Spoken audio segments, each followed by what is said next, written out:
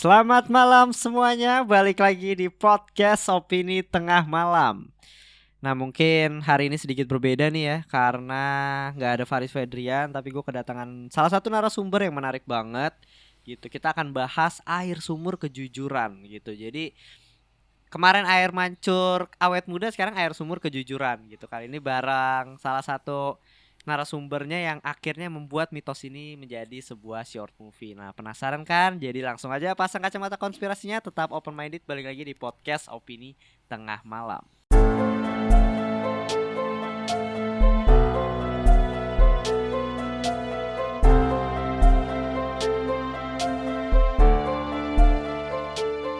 Nah apa kabar para pendengar? Jadi langsung aja lah ya, gak perlu basa-basi nih. Kita kenalin aja yang sebenarnya udah sering banget kita kolaborasi untuk podcast. Ada Kak Mustafa dari Habis Nonton Film. Halo. Apa kabar Kak?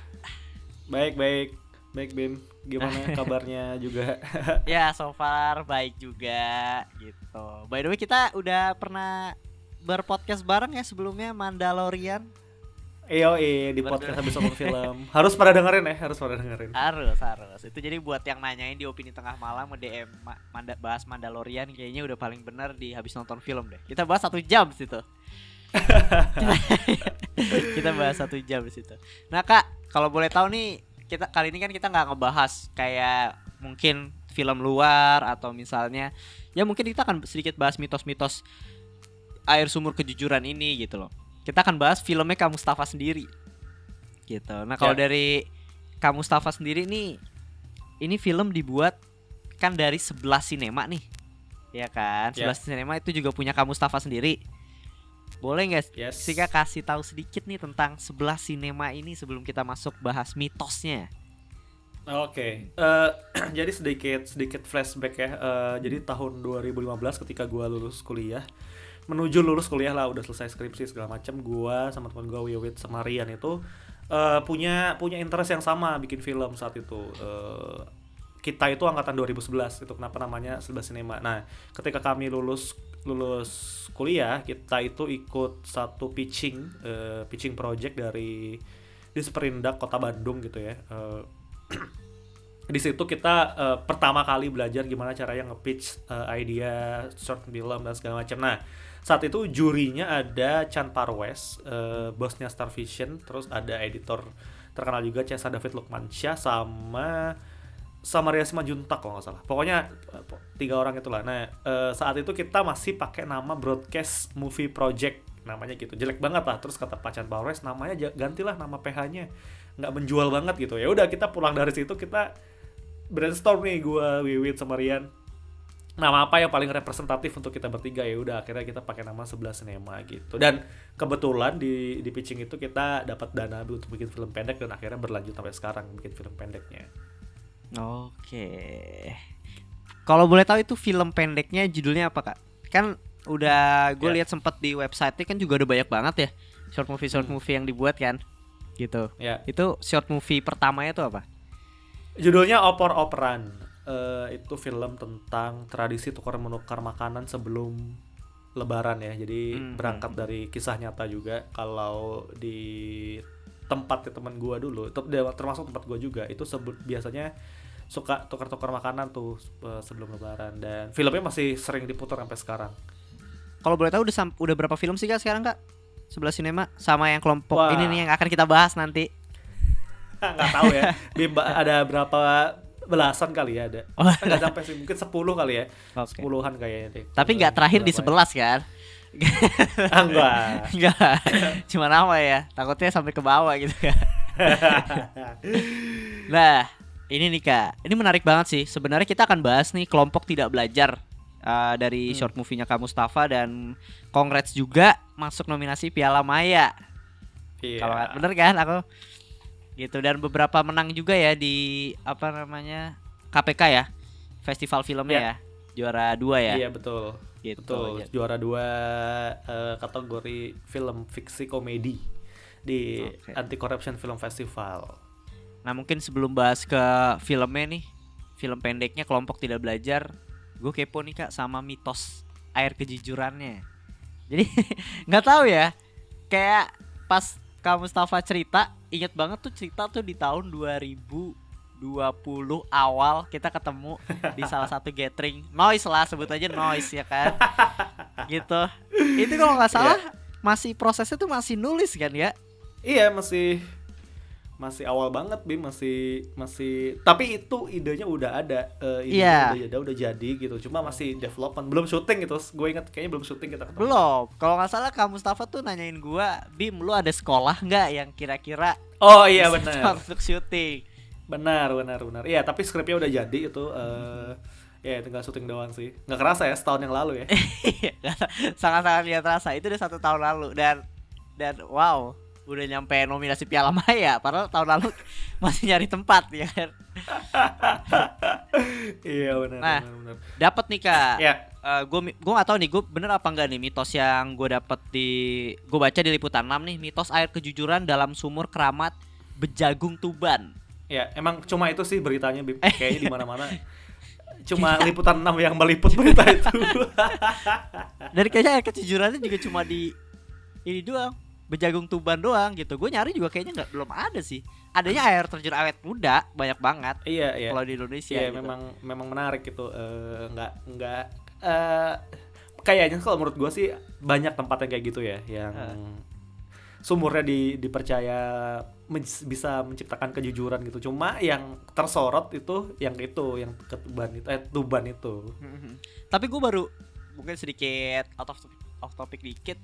Kemarin ada berita itu bukan air rendaman meteor. Orang percaya tuh bisa nyembuhin penyakit. Iya ada di berita. Terus orang Indo tuh pada ya udah ngambil airnya buat diminum, ngantri gitu.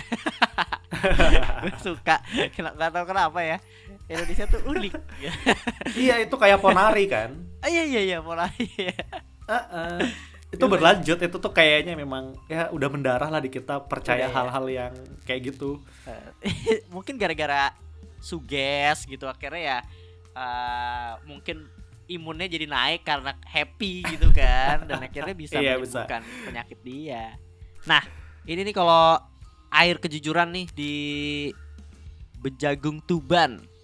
Jadi di Kabupaten Tuban, Jawa Timur, tepatnya di Desa Bejagung nih, ada peninggalan sumur tua keramat katanya oleh warga setempat. Jadi warga setempat pun nih setiap 2 tahun sekali membersihkan dasar sumur keramat.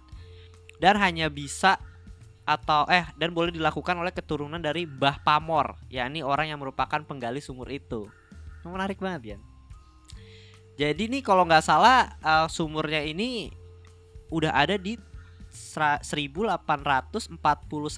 Masehi, dan diyakini juga ini ada kelebihan tersendiri ketika menggunakan airnya. Oh, jadi katanya si Tanto ini menceritakan air sumur tersebut biasanya dipakai untuk mengambil sumpah, bahkan dipakai warga untuk pengambil sumpah pocong. Oh my god, terkait tuduhan seorang untuk mengetahui jawaban dan kebenaran. Ini nggak tahu, ini Kak Mustafa dapat dari mana berita ini awalnya? Ini 2019. Dari timeline. Gua tuh follow Liputan 6 di Twitter gitu. Jadi muncul aja di timeline, terus gua klik, gua simpen, terus gua ngerasa anjir nih menarik banget, judulnya clickbait banget kan, dan ya itu menarik aja melihat fenomena kayak gitu, masukin berita gitu tentang sumur yang bisa bikin kejujuran. Itu yang bikin gue tertarik. Ya udah akhirnya gue ya Oktober 2019 Bim, gue udah baca itu kan, iya kan, bener nggak? Iya bener. Oktober kan? Oktober. Iya. Bener. Wow. Dan apa ya? Gue pikir cuma Tribun yang punya, tapi Tribun yang seperti ini gitu beritanya. Ternyata Liputan 6 ada juga. Menarik, Liputan 6. Dan ya kurang lebih kayak gitu. Jadi masih sama warganya tuh dipakai untuk air kebenaran atau air kejujuran gitu loh. Nggak tahu ya sampai sekarang masih iya apa enggak. Kayaknya sih ya, masih. Kalau dari tahun 1800 Masehi aja sampai sekarang masih, mah berarti sekarang juga masih, maksudnya akan terus dipercaya. Itu kayaknya yang berawal dari satu keluarga, jadi satu kampung, jadi satu wilayah gitu yang percaya, makin lama makin gede. Oke. Ya kurang lebih kayak gitu. Tapi gue mau nanya nih sebelum masuk ke filmnya, Kak. Lu percaya nggak nih sama air kejujuran ini? Enggak lah pasti Bim. Kalau gua pribadi ya. Cuma gua tidak menampik kekuatan magis yang bisa terjadi di satu wilayah. Karena bisa jadi yang menyebabkan mungkin bukan air sumurnya ya, tapi ritual-ritual lainnya gitu yang bisa mewujudkan itu. Cuma penyebabnya itu air itu. Kalau gue sih ngerasa gitu. Ya itu kan kalau yang di desa tadi anggapannya minum itu untuk sumpah pocong segala macam itu kan. Part of itulah kalau gue rasa. Tapi kalau minum air terus lu bisa ngomong, fairy tale banget kan. Ada. Kayaknya si IE nggak perlu menggunakan serum apapun itu pasti. Iya kan? Iya, Kayak makanya. Indonesia dijual. Polisi ngambil aja air dari situ kalau ada maling suruh Iya minum kan? aja, ntar dia ngaku. Iya kan, makanya. Iya, menarik. Tapi gue suka sih sama mitos-mitos ini, dan menariknya lagi Kak Mustafa angkat jadi tema besar film pendek gitu. Maksudnya dari sekian banyak nih kayak tema-tema film mungkin ya gitu. Kenapa harus ngambil tuh air kebenaran atau air kejujuran gitu? Ya gue juga beberapa kali nonton short movie-nya Sebelah Sinema gitu, kayak operan gue udah nonton sama yang Johnny sok-sokan kalau nggak salah judulnya, pokoknya sekitar yang di angkringan, yang dia pipis sembarangan ketemu polisi, gue nonton. Lebih ke komedi ya kan. Dan kenapa nih akhirnya milih si air kejujuran ini? Apakah dari berita liputan 6 lainnya tidak bisa diangkat? Karena unik ceritanya Bim. Jadi sebenarnya kekuatan film pendek adalah lu menceritakan sesuatu yang fresh banget kan. Gimana sebisa mungkin ceritanya fresh gitu. Kayak gue ngerasa belum ada nih yang mengangkat soal air kejujuran ini nih. Kalau soal jujur mungkin iya. Banyak gitu kayak ngomongin diskusi soal kejujuran, tapi dengan air ini nih belum ada, apalagi dengan sumur.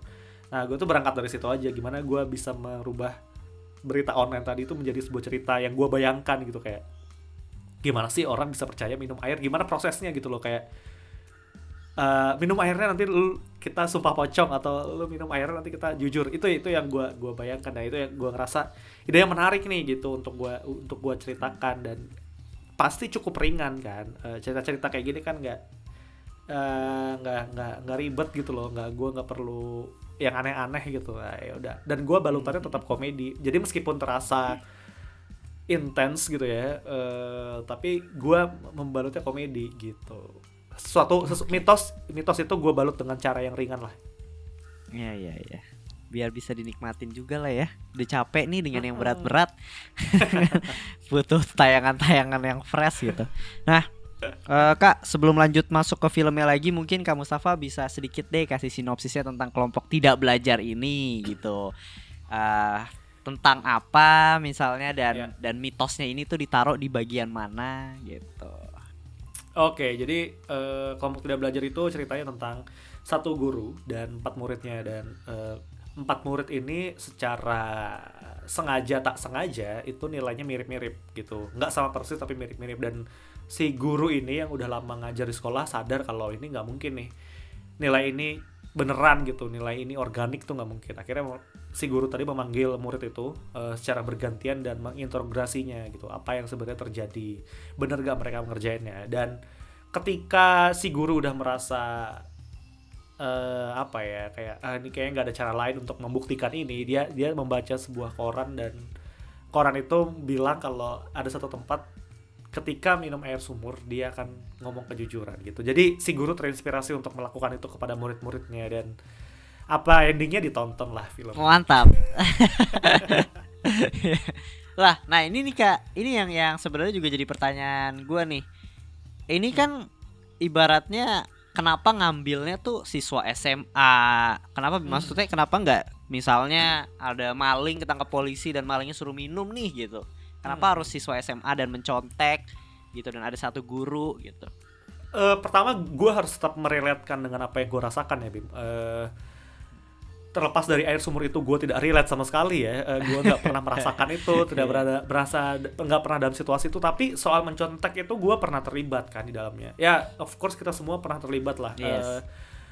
apalagi orang Indonesia gitu ya, ketika mau ujian nasional paling enggak gitu, atau dalam yang skala lebih kecil gitu, ujian kelas gitu, kita tuh ada hal mencontek itu, dan kita selalu berusaha untuk tidak jujur ketika ditanya kan, nyontek gak, enggak lah gitu, padahal ya ada pasti nyontek dikit. Itu yang gue coba terapkan, jadi gue tahu paling enggak sense orang nyontek tuh kalau ngeles tuh kayak gimana, dan karakter-karakter itu tuh representasi banyak kalangan lah. Kok gue sih menggambarkan itu, jadi istilahnya gue mencoba membuat film ini dekat dengan gue supaya dekat dengan orang lain dulu. Berarti emang ya gue juga ngerasain sih pas ketika gue nonton ini, dari karakter-karakter yang ada di kelompok tidak belajar ini tuh pasti temen gue tuh ada yang kurang lebih mirip sama karakter itu gitu. Jadi gue ngerasain kayak ya bisa nih, waktu zaman SMA tuh seenggaknya ada lah kegiatan mencontek tuh ada gitu, yang hampir ketahuan tuh ada yang kayak gitu ya. Makanya kurang lebih hampir semua orang pasti bisa relatable dengan ceritanya juga sih. Ya menarik. Bener. Kak. Nah menarik nih. Ini gue banyak pertanyaan sih. Gue gak bakal nge-review filmnya karena filmnya udah gue review di Movie Freak ya. Silakan ditonton. Iya silakan ditonton. Jadi kalau di sini pengen kepo aja sih sama mitos air kejujuran dan film pendeknya nih. Ini produksinya nih Kak, berapa hari sih? Dan mahal nggak sih untuk produksi ini? By the way boleh di-spill nggak sekolahnya tuh di mana? Aduh gue nggak ingat namanya, Bekasi lah pokoknya, daerah Bekasi. Gue nggak ingat nama sekolahnya. Kalau Bekasi udah beda universe nih. Itu kan ada 2 lokasi ya di film itu, di dalam ruangan dan di luar ruangan ya. Dalam ruangannya tuh di SMA, luar ruangannya tuh di SMP. Oh iya, kenapa nggak di itu tuh SMA ruangan yang berbeda. Itu ruangan yang berbeda. Iya. Jadi karena di luar ruangannya di SMA itu tuh warnanya jelek. Ruangannya warnanya jelek, warnanya kuning. Pokoknya norak lah, gue lupa nama sekolahnya apa norak. Akhirnya kita biasanya kan di Jakarta atau Bekasi itu SMA tuh kanan kirinya ada SMP lah, ada SD lah, ada TK lah, segala macam itu. Karena itu kebetulan di sana ada SMP, jadi kita syutingnya di 2 tempat, satunya di SMP sana gitu. Dan syutingnya cuma 1 hari, dari pagi jam 7 sampai jam 12 jam 1 malam. Terus budgetnya sekitar habis produksinya sampai habis ya hampir 50 lah. Itu termasuk dengan post production ya, bikin ini itu daftar kesana sini gitu.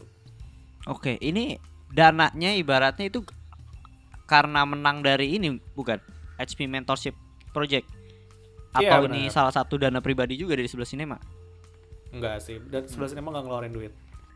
Tapi gue ngerasa masih moderat itu. Kalau di film pendek segitu tuh kecil menurut gue. Gue belum pernah buat film pendek sih sebelumnya, makanya gue pikir wow.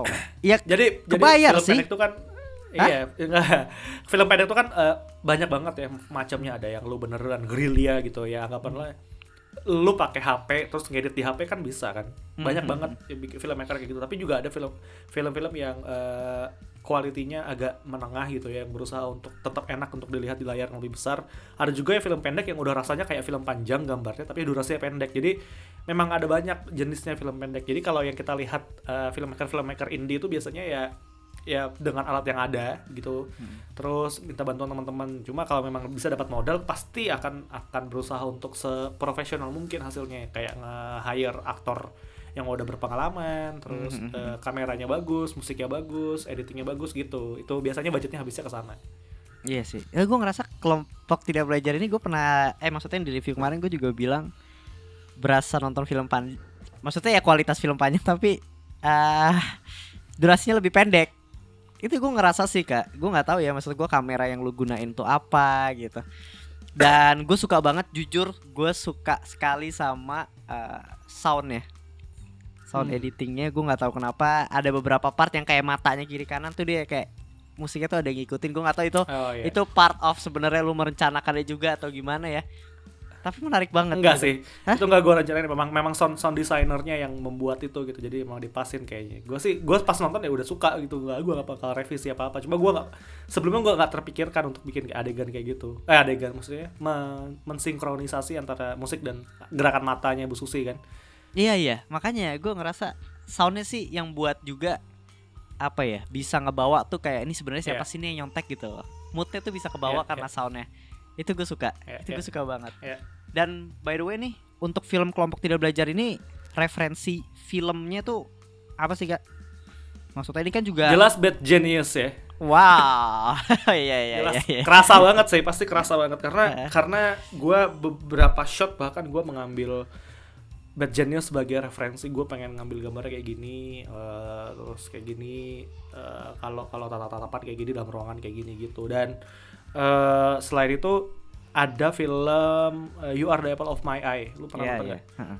Nah tapi cuma adegan luarnya, Iya menarik. warnanya gue berusaha untuk ngambil kesana gitu. Itu dua film yang gue jadikan referensi. Gue suka juga sama warnanya. Gue nggak tahu kenapa. Gue suka sama castingnya. Gue suka sama warnanya. Gue suka sama soundnya. Gitu. Jatuhnya kan. Ini gue mungkin kalau gue salah revisi gitu ya. Maaf nih. Ya, Ibaratnya slow. film pendek ini kan ibaratnya kekuatannya atau core-nya itu kan di dialog ya kak. Maksudnya untuk orang tetap nonton, tetap nikmatin itu kan dialog gitu. Karena nggak ada yang adegan action yang orang wah ngebuat gitu loh. Kayak full bisa dibilang melalui dialog gitu. Kan jadi tantangan juga nih kak. Dan juga dialognya juga menurut gue juga nggak cringe nih. Ibaratnya kalau ada beberapa film-film Indonesia tuh banyak gitu loh ya gitu. Nah, gimana sih cara lu nih gitu, apalagi kan di sini cast-nya tuh ada Bu Ratna. Ya. Nge-treatnya gitu loh. Ya kita udah tahu Bu Ratna juga udah banyak sering banget main film. Gitu jadi pekerja teater juga gitu. Lu nge-treatnya tuh gimana? Maksudnya apakah ada segen-segennya nih? Gak enakan nih ibaratnya, atau Bu Ratna udah bebas deh mau ngapain aja gitu.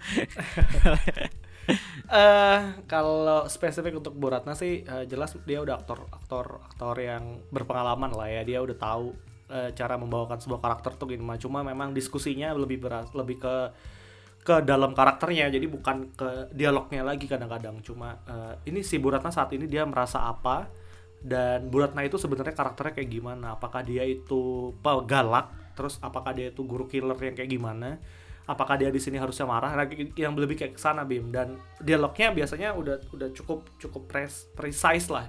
Kalau Bu Ratna itu mengikuti dialognya, tinggal membawakannya dengan wajah yang kayak gimana, dengan apa ya, dengan aura yang kayak gimana, itu yang lebih kita diskusin bareng gitu. Dan untuk menjawab apakah kekuatan film pendek itu dari dialognya segala macam, sebenarnya kalau dialog itu berangkat dari karakter. Kalau karakternya jelas, dialognya harusnya juga jelas. Misal ya, lu nonton film Sherlock Holmes gitu ya, serial Sherlock Holmes gitu, kita udah tahu karakternya itu banyak bacot, sok pinter, deduksi segala macam.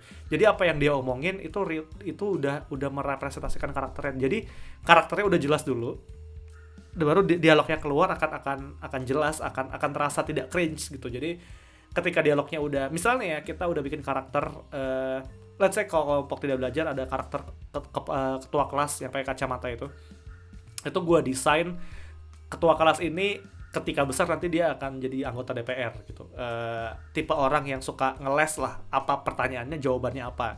Ya udah, karakternya berdasarkan dari sana aja. Akhirnya apapun yang diucapkan dia adalah bentuk ngelesnya dia gitu. Jadi gerakannya pun cara dia mengelak kayak gimana, menghindari masalah kayak gimana, itu yang gue coba tangkap gitu. Dan sebaiknya film pendek itu menyimpan misteri sampai belakang. Jadi gimana lu menahan misteri itu, pertanyaan-pertanyaan penonton, apapun genrenya ya, let's say apapun mau drama gitu. Kalau misalnya drama, endingnya kayak gimana, sama kalau kayak gua komedi kayak gini, endingnya siapa yang ngaku, apakah mereka ngaku atau enggak, terus kalau misalnya action, siapa yang mati atau siapa yang selamat, kayak gitu. Itu film pendek harus bisa sampai belakang, dan belakangnya harus mukul, harus nendang gitu, harus gong. Nah itu jadi ya itu sih, dialog salah satu yang penting, tapi karakter lebih penting lagi. Oke. Iya benar. Gue cukup setuju, dan cukup menurut gue kelompok tidak belajar tuh bisa menutup rapat-rapat sampai ending gitu. Cuma gue nggak tahu ya apakah emang lu nggak pengen lanjutin endingnya gitu. Padahal gue sebagai yang nonton pun kayak ngerasanya kalau seandainya dia abis angkat tangan terus mereka berdebat gitu, gue masih menikmatinya gitu. Tapi kayak dah abis gitu ya, gue suka gitu, tapi gue butuh penjelasan terkadang gitu. Apa emang itu emang sengaja aja udah kayak gitu aja? Apa menurut lu itu ending terbaik versi sengaja Bim? Sengaja, karena tujuan ceritanya adalah si guru tujuannya membuat muridnya ngaku, udah sampai sana aja. ngaku atau enggak. Jadi dia berusaha seorang guru dengan 4 muridnya yang sudah bersekongkol ingin membuktikan apakah anak muridnya mengaku atau enggak. Sebenarnya itu doang. Kalau dia udah menyontek, dia kan jadi tujuan ceritanya adalah mengaku. Apapun yang terjadi di ending sana, mengaku atau tidak mengaku ya akan berhenti di sana. Apa misalnya nanti mereka mau berantem, mau nilainya dicoret atau segala macam, udah bukan tujuan cerita lagi, tapi tujuan ceritanya karena itu relate dengan air kejujuran kan, jujur dan nggak jujur kan, gitu. Bikinlah spin off atau sequel. Nah by the way Kak, gue kepo juga sih, lu dapat cast-nya ini dari mana? Karena menurut gue cast-nya bagus-bagus kok. Dan gue salah satunya si Cindy ya, yang Cindy, cewek, yang cewek tuh gue beberapa kali sering lihat di Instagram. Itu dari teman-teman teater, kenalan juga, kenalan teman gue gitu. Jadi gue datang ke cast-nya dulu, gue datang ke mereka lagi latihan teater, terus udah janjian. Nah, jadi ada beberapa orang di sana, siapa yang pengen ikutan yuk gitu, itu ya udah kita ketemu, gue record gitu, masih ada recording videonya kalau nggak salah deh, castingannya itu. Dan ya udah akhirnya ketemu karakter ini gitu. Lama nggak castingnya? Apa maksudnya? Enggak. Pas dia udah orang itu udah oke. Apakah ada sebenarnya ada calon lain? Banyak yang bukan banyak sih ya, pemeran utamanya kan ada 4 Bim, kalau nggak salah ikut casting tuh ada 7 atau 8 gitu ya. Tapi castingnya cuma bacain dialog tertentu yang menurut gua itu merepresentasikan karakternya. Bisa nggak lu bawa karakternya kayak gini nih? Gua lihat kan, ya udah ketika gua udah nemu, udah nih bisa gitu. Ini kurang oke tapi kayaknya bisa dipoles lagi. Ya udah gua ajak gitu. Jadi memang prosesnya bentar banget. Menarik sih. Karena mereka anak teater. Nah, gua pun berusaha untuk mengajak satu teater yang sama. Jadi bukan pecahan ya, bukan dari teater mana yang nggak kenal. Gua ngerasa gua harusnya ketemu sama orang yang udah kenal pemainnya. Jadi mereka ketika duduk barengan, tatap-tatapan tuh udah nggak canggung. Udah tahu mereka ini beneran teman gitu. Jadi gua ngajak orang yang udah satu teater yang sama gitu. Jadi ya udah mereka jadi separuh mereka sendiri karena ketemu sama teman-temannya sendiri gitu. Menarik, gue suka sama castingnya Kak. Jujur, menarik aja, maksudnya nggak ada yang aneh-aneh lah ibaratnya. Banyak terkadang kan film panjang juga atau film ya Indonesia terkadang castingnya suka ini. Cuma menurut gue yang di sini sih Kelompok Tidak Belajar sangat-sangat bagus sih untuk castingnya sendiri. Makanya gue kepo aja dapat dari mana gitu. Karena ternyata anak teater ya. Ya anak teater udah pasti terlatih juga sih. Targetnya Kak untuk si Kelompok Tidak Belajar ini, apakah ini nih nominasi Piala Maya ini udah memang sudah direncanakan kita masih bakal masuk di sana? Atau enggak? Tiba-tiba. Kalau gua tuh film Kelompok Tidak Belajar tuh menurut gua yang penting bisa ditonton banyak orang sih pertama. Karena film ini datang dari sebuah pitching project gitu ya. Jadi gua berusaha untuk film gue bisa dinikmatin banyak orang aja sebenarnya kayak gitu. Menang kompetisi lain juga memang pengen gitu ya. Gimana caranya ya film ini cara untuk dikenal orang lah dengan masuk satu festival kan. Jadi makin terangkat namanya, makin banyak yang penasaran, makin banyak yang nonton. Itu juga jadi timbal baliknya adalah semakin banyak yang nonton. Dan Piala Maya yang masuk sih gue sama sekali nggak menduga, karena Piala Maya kurang lebih kayak FFI gitu cara penilaiannya, estetika dan kebaruan kan, kesegaran dalam sebuah film pendek gitu. Apa ya yang disajikan terbaru. Dan film Kelompok Tidak Belajar menurut gue film yang ringan banget gitu ya. Bisa masuk sih gue sudah seneng banget, nggak berharap apa-apa lagi sih. Ya nggak apa-apa sih. Itu udah wow banget. Nah ada satu pertanyaan yang gue ketinggalan banget Kak. Lu kan dimentorin sama Joko Anwar nih, ya kan? Dia tuh mentorinnya itu bentuknya itu kayak gimana dan respon dia tuh kayak gimana pas Kelompok Tidak Belajar itu jadi dan dia tonton ibaratnya? Kalau proses mentoring sama Joko Anwar pas lagi sama HP sih langsung ketemu 2 hari ya. Awal-awal sih pas banget pas lagi pitching project itu. Tapi sisanya online. Jadi ada sempat sesi Zoom dan email-emailan. Jadi cukup banyak, nggak cukup banyak sih, cukup signifikan lah perubahannya dalam editing gitu dari Bang Joko. Kita bikin kayak gini, ini masih kurang suspense, ini masih mana, itu tuh by email. Dan ya jadi apapun yang dia revisi, gue coba gue coba terapkan gitu sama editor gue, menyesuaikan dengan apa input dari Bang Joko gitu ya. Dan ya inilah ya jadinya. Jadi memang dia udah udah oke dari awal kayak gini jadinya. Responnya dia ada nggak misalnya kayak Gua wah nggak ini inget deh, bagus banget nih gua atau nggak gimana pas dia nonton? gua nggak inget sih kalau respon secara tertulisnya. Cuma pas kita pernah zoom satu kali sih dia memang suka dengan karakternya gitu. Jadi dia ngerasa kalau di film pendek ini karakternya udah solid, udah cukup solid dan udah cukup keluar gitu. Jadi ya cukup jelas untuk ditonton gitu ya. Gitu sih kalau seingat gue sih itu sih. Tapi kenapa nih?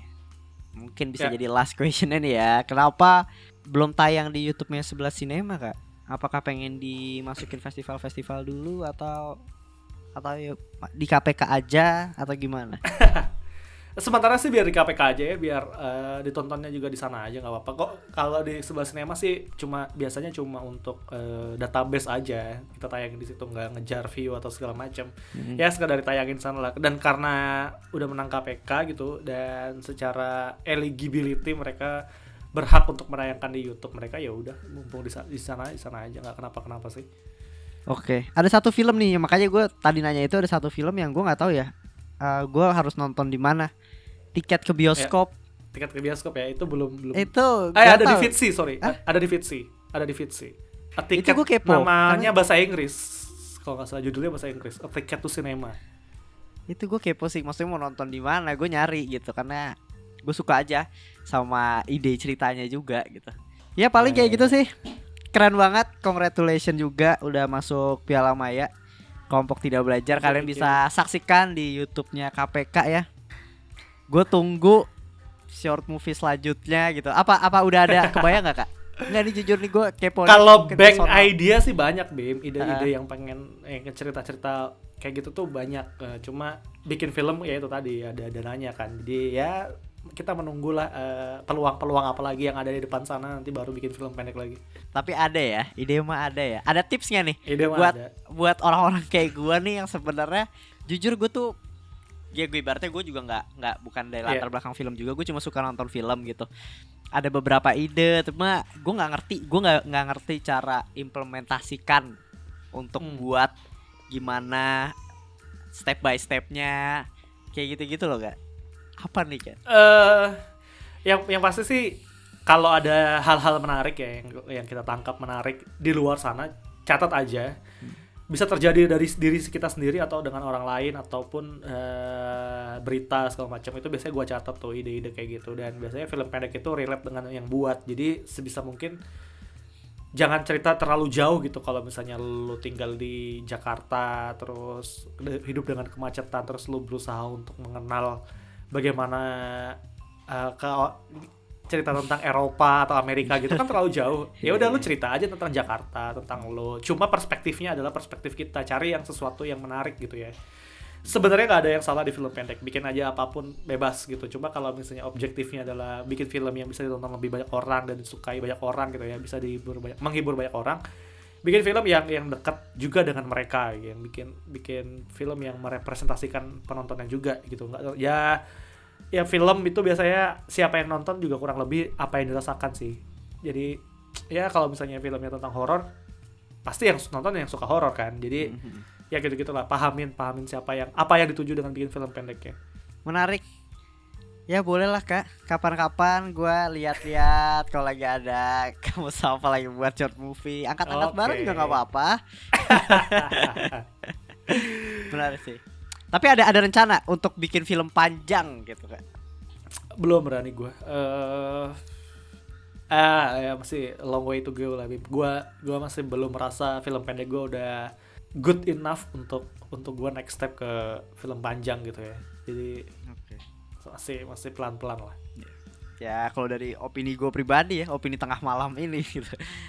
Ya untuk Kelompok Tidak Belajar sih menurut gue ngebuka satu pintu sih, Kak. Karena kan gue ngeliat juga dari, maksudnya yang sebelumnya short movie lu gitu, dari produksi itu udah sangat-sangat apa yang di Kelompok Tidak Belajar tuh udah paling beda gitu menurut gue.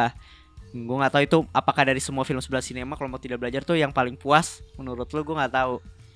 Apakah ada selain Kelompok Tidak Belajar? Kalau 11 Cinema tuh secara teknis memang paling bagus sih yang pernah diproduksi 11 Cinema. Jadi memang secara kualitas memang lebih teknisnya lebih bagus. Dan ya sebagai filmmaker pasti film terakhir tuh film yang paling disukain, yang paling kerja, paling di yang terakhir dikerjain tuh pasti paling terbaik lah.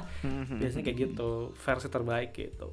Ya gue ngerasa kayak gitu sih, dan ya semoga ya sampai film panjang ya, biar komedi-komedi yang diangkat di film-film panjang itu unik-unik juga Kak. Gitu loh. Ya, ini siapa tahu ini bisa jadi time capsule ya. Iya. Gua ngomong aja. Jadi gue tuh pengen banget bikin film panjang musikal tentang punk rock sebenarnya. Oh, lu pengen? Ya, karena gue deket dengan punk rock, terus gue berusaha, gimana caranya mengeneralisasikan punk itu ke orang yang lebih luas lah gitu, tapi dengan cerita. Ya gitu lah. Pengen banget musikal Gila. tapi punk rock kayak keren aja kayak. Ya. Gue tunggu Kak, demi apapun. Kalau ini benar terjadi gitu loh, Opini Tengah Malam nih scene ini gue cut, gue sebarin gitu loh. Ini tuh ini udah pernah cerita kapsul. Iya. Ya amin lah. Menarik Ya, banget. Gue tunggu film-film dari Kak Mustafa. Karena nggak tahu ya, gue ngerasa ide-ide lu unik aja gitu, dikemas dengan komedi. Jujur secara pribadi itu unik. Oke, thank you banget Thank you. buat habis nonton film. Udah ngulangin waktunya ya. Dan semoga aktif juga lagi di podcast. Gak cuma Mandalorian ya. Iya nih, aduh. Iya, gue masih menunggu lah gitu. Nanti kapan-kapan kita bisa ngobrol-ngobrol lagi ya Kak, untuk Siap. podcast bareng Opini Tengah Malam juga. Siap. Dan untuk para pendengar nih, bisa komen-komen, bisa langsung nonton aja. Untuk short movie-nya Kelompok Tidak Belajar. Segitu aja sih. Jangan lupa follow Instagram Opini Tengah Malam, follow Instagramnya Habis Nonton Film, Twitternya Habis Nonton Film, gitu juga. Pokoknya follow semuanya lah, dengerin. Oke, thank you, segitu aja. Sampai ketemu di episode berikutnya. Bye.